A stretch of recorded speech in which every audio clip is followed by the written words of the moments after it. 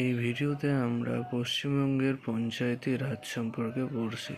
তো 1956 পশ্চিমবঙ্গের বিধানসভায় পঞ্চায়েত আইন পাস হয়। তো 1956তে এটা পাস হয়। এই আইন অনুসারে দ্বিস্তর পঞ্চায়েত ব্যবস্থার কথা বলা হয়। গ্রাম পর্যায়ে গ্রাম পঞ্চায়েত ও ইউনিয়ন পর্যায়ে অঞ্চল পঞ্চায়েত। 1963 পশ্চিমবঙ্গ জেলা পরিষদ আইন প্রণীত হয়। এই আইন আরও দুটি স্তরে পঞ্চায়েত প্রতিষ্ঠা গড়ে তোলার কথা বলা হয়।